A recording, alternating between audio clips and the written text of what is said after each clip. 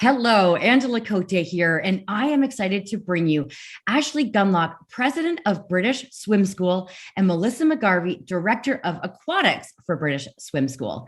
And today we're going to be talking about growing into the Canadian market. So just for a little bit of context here, my background comes with my upbringing with the family business, M&M Food Market, which we grew over the years to almost 500 locations across Canada. And so I'm excited to hear about your entrance into Canada and your goals, which we'll get into in just a minute, ladies. I'm really excited to learn about British Swim School, but I first want to give a quick shout out to the CFA for all the amazing work that the CFA does to educate us, to help us network and be together, and to protect the franchise model in Canada. So with that said, are you ladies ready to get rolling? Yeah, let's dive in. Awesome. I'm sure you've never said that before. I'm excited. I'm sure there will be lots of good puns like that. So I'm ready for you. All right. So Ashley, I'm going to start with you. Can you tell us a little bit about what the British Swim School model looks like, and then get into what sets it apart from other swim school or sort of similar concepts? Yeah, for sure. And I'll share a little bit about the operational model, and then I'm going to pass it over to Melissa. She'll talk about some of the things about our unique aquatics program. So we have a really unique model in that we partner with local businesses in the community that typically have pretty underutilized pools. So if you think about hotels or fitness centers or retirement communities, typically those are sitting unused for a lot of the day. And so our franchisees rent those facilities, maybe by the lane, by the hour, by the day, depending on the agreement. And this is opposed to building $1 million standalone facilities. So effectively, we're allowing our franchisees to skip out on all of the chaos and the headache and the stress and the liability associated with commercial pool construction, and then keeping that up and running. So that means it's really easy for our owners to get started. They can get started in just a couple of months, and then for them to scale their businesses as the demand grows. So they can add more time at those pools. They can ultimately add additional partner pools and staff really as their demand grows in the industry. So I know Melissa, she was going to talk a little bit more about our program itself and how that works with that model. Yeah, awesome. Absolutely. Oh, sorry. Absolutely. Yeah. Thanks, Ashley. I was just going to actually start from the very beginning, because I think for me, the most exciting part of British Swim School, and what I would say sets it apart more than anything else, is really how it all started. So we actually turned 40 this year. So we've been in the industry for 40 years. And I'm amazed at how well our program was designed even 40 years ago, and back in 1981, and really how little we've had to modify it. Of course, we've made some changes and modifications to certain things as we've improved throughout the years. But our founder, Rita Goldberg, actually developed this program based on her passion for swimming. So first and foremost, but she also was in the educational system in Manchester, England when it started, and hence British Swim School. That's where it started. And I think that that's really what's given us the strong foundation for a really strong aquatics program, is that it came from a place of not just business, but more so the passion and the children's development side. And I truly believe that that's the success that we've had so much. And it is also a survival swim lesson school. So it's one of those things where we really do stress that survival is our number one goal and safety is our number one goal. And because we're a survival first program, it's essential for everybody to know what to do if there is ever an incident that occurs. So to put it in perspective, just because you know how to swim across an entire lake, if you get to the middle and you get tired, it doesn't really matter how far you swam. Do you know what to do if you get tired to get back? And that really does set us apart from other swim schools, because that is the foundation of what we work on the most. And the last point I'll make too is that we do focus on something we call water acclimation. And acclimation is all about teaching any swimmer of any age how to respect the water and understand the water and be comfortable in the water before you are overcoming your fears or before you're trying to learn something you're not comfortable with. And we truly believe that that is the best way for them to be successful as a swimmer moving forward. Awesome. I totally understand that. I actually only learned to swim myself about 10 years ago. I was comfortable in the water, but I didn't really know the proper techniques and things, and have become really into swimming. It's such an awesome activity. So I didn't realize that this is for adults as well. So it's, if I'm understanding correctly, right? It's for kids, adults, anybody that needs to learn better swim skills for safety. Yeah, any age from 3 months old all the way up to, I think the oldest customer, I believe, the oldest swimmer we have right now is in early 90s, late 80s.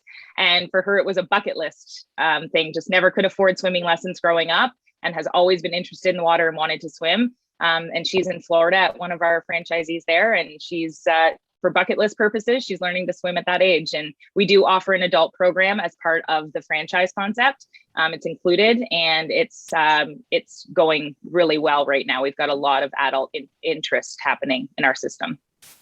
That's awesome. And when I think about myself, the reason I learned to swim was because I had been really into running, and I couldn't run anymore because of my knees. And I had a big surgery on my knees. And you talked earlier about underutilized pools. The pool that I go to is in a hotel. It's a 25-meter pool, but I could see it being utilized for more things than just the casual drop-in swims that mostly hotel guests are doing. So, I think it's amazing that adults can, I went through that process myself, and I would have loved to have like really good lessons at the time. And, I over time figured it out, but that's very, very cool.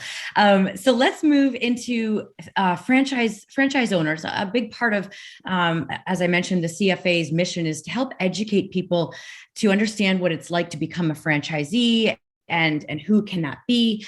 And I find a lot of people, they need a little help connecting with, what it's like to be a franchisee. And so I'm hoping that in this conversation today, it kind of plants a seed for people to think, I could actually do that. So what role do franchise owners typically play within the organization? Yeah, so the role they play really does depend and vary decently based on their background, their other commitments. And a lot of times we see that evolve over time, and we'll work with people through the development process to understand, ultimately what is it that they're looking for to have their role be, at the very beginning, and then kind of throughout the various stages. But getting started, I would say that the majority of our new franchisees are pretty involved in the day-to-day, making sure that they're getting their business launched effectively, ensuring that the program is being delivered well. Over time, as they grow, they'll typically hire teams to manage the core functions. But, we encourage them to stay pretty close to kind of the key aspects of their business that, need to be managed closely to make sure it can continue to grow. And then kind of calibrate their operations as needed. But I think it's worth noting, we do have some people who come in who prefer to join in a semi-absentee role, which we do absolutely support. In those instances, it's all about hiring that key person who is going to treat the business like it's their own, somebody that they can really trust, and we'll encourage them to bring that person in for that initial training. We don't want to pretend like we can train a semi-absentee franchisee in a week and then they can go and reiterate, all of our program back to somebody. So we'll train both at the same time, so they've got some kind of duplicity of education, I guess. And then ultimately, usually that semi-absentee person, they'll continue to be pretty active those first days, weeks, and then pull back as that trust adds in. So Melissa, anything else to add to what I just said? I don't really think I'll add anything other than just stressing sort of your point from the very beginning. And I believe it's one of the greatest aspects of this business is that it isn't a one size fits all. So it's not a model that you need to come in and it's cookie cutter and it's built, the same across the board. And I can honestly say that every owner that we've worked with, there's been different things that we've had to help them with. And it's built on where they have their strengths and what they want their roles to be based on those strengths, and working with them to fill the roles for areas that they're not as confident in or maybe aren't as passionate about. So I think from our side at British Swim School, our team is comprised of experts in a lot of different areas, so that new owners have people in each area that they can turn to no matter what experience they already have, because many people are coming from a corporate world or another, a life that they've built up their career on, and they're changing into something that might be new. And I think it's just reassuring for people to know that we've got the experts in place to help you in the areas that you're not as confident in. So that for me is kind of the biggest thing that I would want to stress. That is so important. Yeah. Just because I think a lot of people, what the roadblock that they have when they're thinking about whether or not they should become a franchisee is, I don't know anything about maybe financials, or I don't know how to do marketing or whatever. And we'll get into training and support in a minute here, and you can get deeper into what that looks like. But I think people really need to understand you are not alone. And I love that when you're in a franchise, you are working amongst other, like you're running a business that other people are running the exact same business. So you've got people that you can reach out to. And because you're an established franchise company, you've got franchises all over the US, and now you're growing into Canada. There's lots of people out there to help. So that's really, really cool. So let's actually segue then into the ideal traits or characteristics you look for in a franchisee, because this is the part where if somebody's listening, it's like, let's get introspective and think like, do I have these traits? Because this is such a fun opportunity. And if you can match it up, then away you go. So no, we'll start with you, Melissa, on this one. Yeah, sure. So I think I'll kind of speak to the elephant in the room on this business and say, you do not have to know how to swim to even own this business.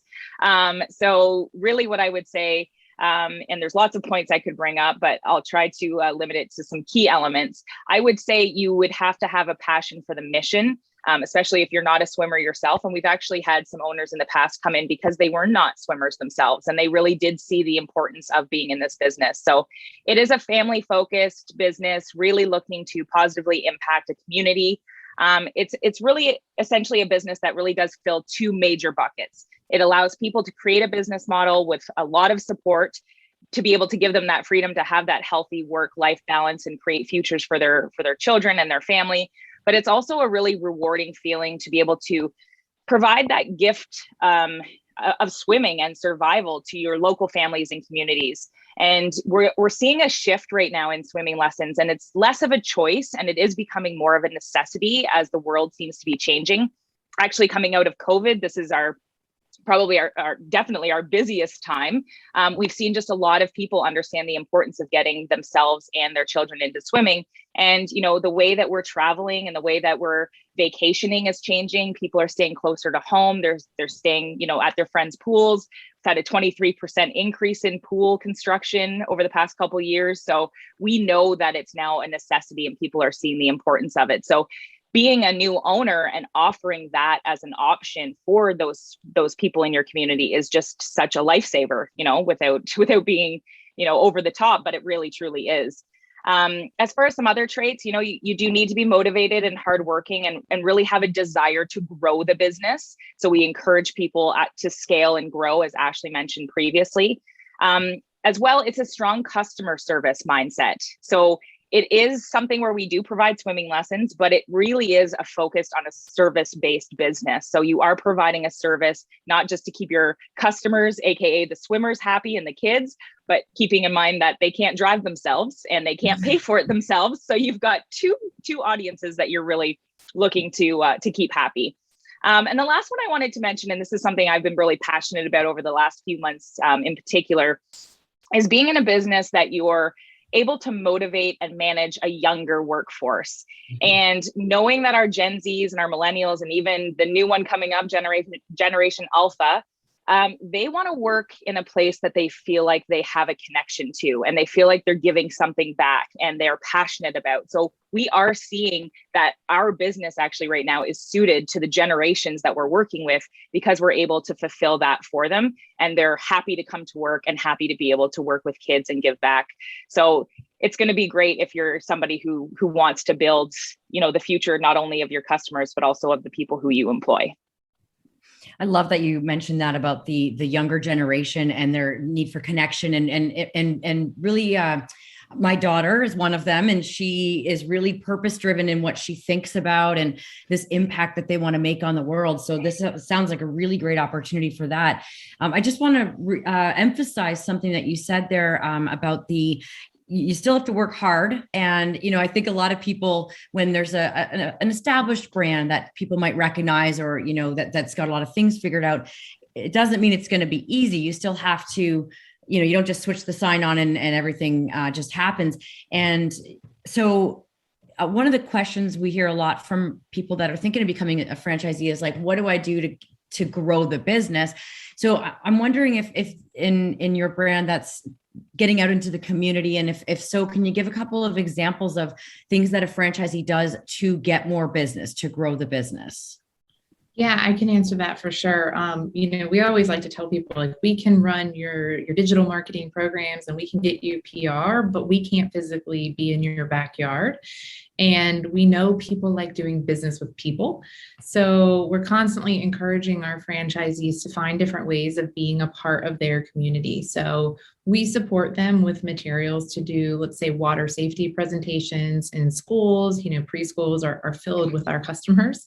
And even when, maybe some of the COVID restrictions have made it so it's not as easy to get into those schools, we've got a lot of really fantastic water safety materials. We partner with some really reputable water safety organizations like the National Drowning Prevention Alliance, who have helped us, put together these really fantastic, very educational water safety materials. So we can distribute those to the schools. We can have signage up in pediatrician's office, partner with local businesses. And then a lot of times it's just about kind of like being where customers are. So, Halloween, fall festivals, some of the winter celebrations, we're just encouraging our franchisees, like, get out there, talk to people. You don't necessarily need to try to sell British Swim School, but it's more about talking about water safety. I'm a mom of 3 little kids. I didn't know most of the water safety things that I probably should have known before I came into this role. So I think there's a lot of room there to really provide kind of that credible voice in the community.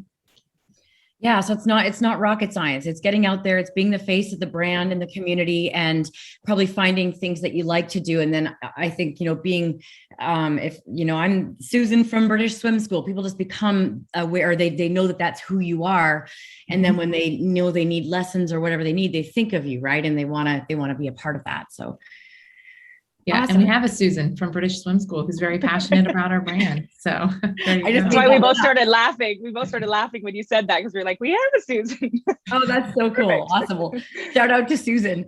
Okay, so getting customers it's a combination of, like you said, like you can run digital marketing and things, paid advertising and do PR and all that. But at the end of the day, this is the beauty of franchising, is that you've got a local business owner right in the community that can go out and make those connections. And it sounds like you have lots of ways that you support franchisees. At the stage you're at, you probably know a lot of things that work that you can say, hey, here's some things to try. So speaking of support, let's talk about training and support. So Ashley, what training and support, let's talk about the initial training, and then let's also talk about ongoing. So starting with the initial training, what do you provide a franchisee that becomes part of your system? Yeah, for sure. And actually, Susan from British Swim School is the one who manages this program. So we've got a really fantastic onboarding program.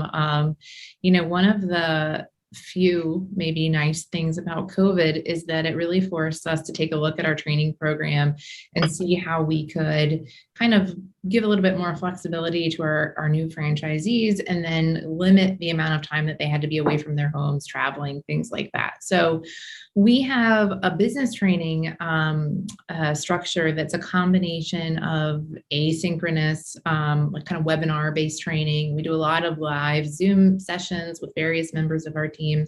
And then when they're done with that, we bring the new owners to our home quarters in Virginia, where they meet with the team. It's a really hands-on couple of days here. They're like actively creating their budget. We're working through those local marketing opportunities. Marketing team spends a ton of time on that, knowing how important it is. And really just making sure that they're familiar with all of the systems and the various tools that we use. Each of our franchisees is also assigned to a franchise business coach. And when they come here for their in-person training, they're also spending some dedicated time with that person, talking about pricing and really kind of learning how they're going to best work together so that that coach can continue to mentor them. And then we hand them off to Melissa and her team. So you want to kind of give a little bit more on the aquatic side? Yeah. So very similar to what Ashley was mentioning, COVID gave us that opportunity to really look at our training program And actually, the one thing I was really focused on is that knowing how people learn differently. We've actually broken it into 3 steps, similar to our business training. So the first step is to do, our online learning system where there's quizzes, interactive, you've got a workbook that you go through, and it's actually a requirement for all new owners to complete the instructor training, because I feel like it's really important for an owner to know not only exactly what an instructor is learning during their training, but actually what they're not learning is also important, so that they know what they need to coach and train their instructors on afterwards. So after they complete that online portion, we do a live online Zoom workshop that goes through, and we'll use the pun again, but we do dive in to the why behind the whole program. So it's a more in-depth training meant to allow those owners to ask questions, learn through watching videos, and sort of have myself or one of my teammates, somebody who's an expert in the field, to really bounce ideas off of and clarify things. And then I'll say that the last part is really the most important part, which is the hands-on learning. So this is a very hands-on business, because we are with kids in water, and knowing that things change all the time. And, it's one thing to watch a video and see it as a perfect scenario, but it's a total other to be in the pool. So we actually bring new owners and an aquatics leader, if they've decided to hire one, to one of our regional training centers, where myself or a corporate trained aquatics trainer is with them, hands-on for 3 to 4 days. And we really just we get our feet wet, if you will, and our hair and our everything wet. And we just play with the kids, and they're hands-on, and we walk them through it. And we really want to coach them to see how great things can go, and what mistakes look like, and be there to say, that's okay, you made a mistake. You're supposed to make mistakes, but here's how, let's do it again. So that we really feel that they've got that confidence to go back when they first open and get things started. So there is that 3-pronged training. And then I'll just speak a little bit to the ongoing training. Myself and my team, we're always looking to improve our program as needed. So, we review things that we might have in our training that we can do a better job on. So there's continually webinars and additional training that we add, and presentations that we'll make. And those are always opportunities for any owner in the system to take some time and participate in them. And then always looking at developing the program from there. So, we're never more than a phone call or an email away. And I'm sure Ashley would echo the business side too. We're doing the same thing in the business side as well. Yeah. So Ashley, you mentioned they're assigned to a franchise business coach that becomes their person that they reach out to for support ongoing. Can you just maybe speak to that a little bit? Sure. So they're assigned a coach who will work with them on, everything from, hiring challenges, which I think, probably every business owner saw a bit of in the last year, to, structuring their pricing, and when they're ready to expand, how best to address that. But we really do give them access and encourage them to reach out to the whole team. So it's not like they have to go through this one person. If they need help, they'll reach out to our marketing team if there's something going on there. They'll reach out to, perhaps the person who runs our business analytics tool if they don't understand something in the reporting. So we don't let people go too long without hearing from us, and, checking in, making sure they've got what they need, that they, are up to speed on kind of like the latest and greatest of anything that's come out from the corporate team.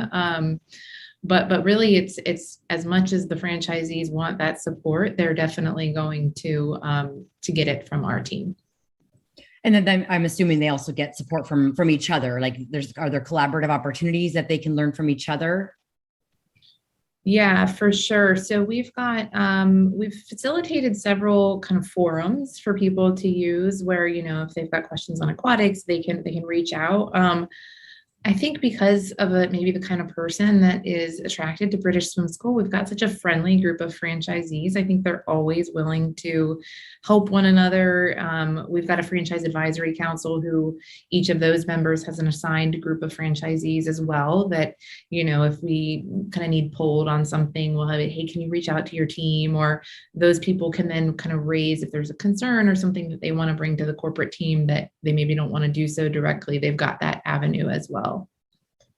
Awesome. I have to say that was one of the things I loved about being a franchisee myself. I had 3 stores for 18 years. And so when I couldn't figure out, you mentioned earlier about when it comes to the ideal traits, understanding that you're going to be leading a team of entry level workers, right? Like younger generation potentially. And I remember because I was 25 years old myself when I was a franchisee, like initially.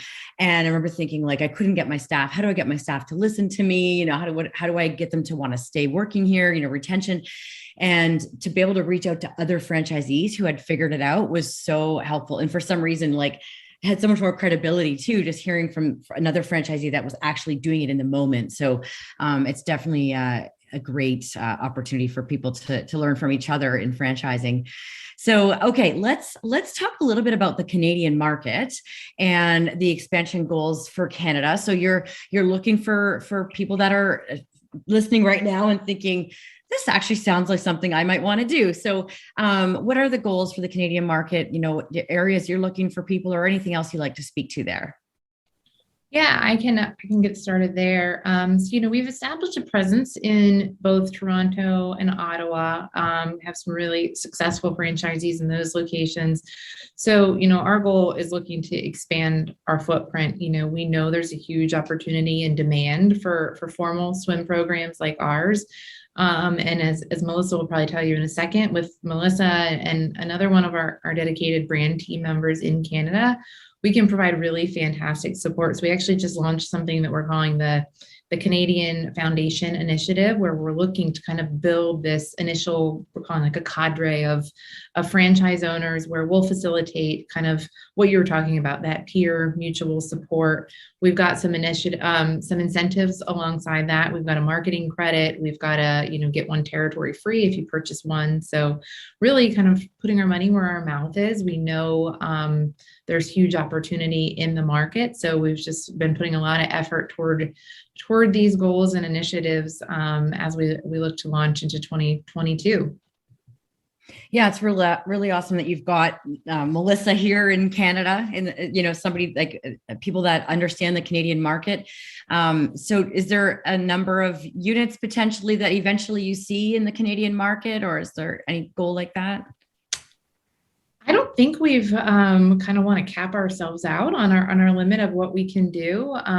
Like I said, we know we've got about 115 units here in the US. We know we have the team and the support to support a much larger system in Canada. And with only having a couple of markets sold out right now, or a couple of territories sold out, we're pretty wide open at that point. Awesome. And I guess that's the thing that's really exciting right now, is that getting in at this early stage, there's a lot of opportunity and opportunity just to really, bring it to the market, bring it to the Canadian market, and be the first and capitalize on that, I guess, and have some fun. So that's awesome. So I'm going to ask you one last question that I didn't warn you about, but I think you'll be able to answer it. I'll ask you each to answer just real quick. And that is, what advice do you have for somebody that's thinking of becoming a franchisee? What would you recommend they do as a starting point? Ashley, I'll ask you first. All right, perfect. I would encourage somebody to, talk to other franchisees who are doing this. And, we're always trying to help people identify, franchisees who might be like-minded or coming from a similar background, but, obviously they have access to whomever they want to talk to, and to kind of run by any of the concerns, or, help me understand what it might look like my first month, 6 months down the road, because as much as we can share from the brand team, that's nothing compared to the people who are living this day in and day out. So that would be my biggest advice. Awesome. Melissa, what about you? So I'm going to echo it and also encourage people to talk to others, but I would say talk to your family and friends in your area. And the reason I say that, as somebody who lives in Canada right now, it has been frustrating for me growing up swimming and having done swimming lessons when I was a kid, and even having friends and family members who do swimming lessons now in the Canadian market, that it is quite outdated, and we need a facelift, and we need something refreshing to come into this market. And the kids are there, and the passion for swimming is there, and the need for it is very much apparent in the drowning statistics that we're seeing in Canada as well as throughout the world. And what I would just say is do some research into your area, and many people will be shocked by what they find. But one of the greatest things about British Swim School is that we focus our number one goal is to teach people how to roll onto their back so they can breathe and call for help and move to safety. And unfortunately, the majority of swim schools currently still are trying to get people to the wall. But for those of you who look at drowning statistics, more than 50% of the drownings in Canada are actually taking place in open water where there is no wall. So we don't want to teach the kids necessarily to get to the wall first and foremost. We want to start all of our efforts, and adults, I should say, kids and adults, to be able to roll on their back and have that comfort and safety, and really to buy the time for parents to get to their children when they notice that 30 seconds that they've gone missing. We want to take a severely traumatic, terrible, awful day into a, oh man, that was close. Thank goodness for British Swim School. That's our overall goal, to really support those parents in that step there. So as a Canadian, I'm encouraging you, go out, look at your current market, find out what's close by, call them up, find out what they offer for swim schools, for their lessons at the swim school, and just learn a little bit more about British Swim School and how different you can bring an experience to the market and really help give back to your community. Awesome. Strong message there for the fellow Canadians to get out there and do it. That's amazing. I got a chill just listening to you talk about, the difference between in that 30 seconds, how that can make such a difference. Like there's nothing better than obviously being able to save somebody from drowning. I can't imagine. So thank you so much to you both. It has been really awesome. I really feel the passion. And I think, passion really is a success factor here. And so it's been really awesome to learn about it. And now I'm starting to think, who do I know that I could tell about this so we can get this going on Vancouver Island where I live. So anyway, thank you both for the interview and all the insights. Thank you. No problem. Thank you.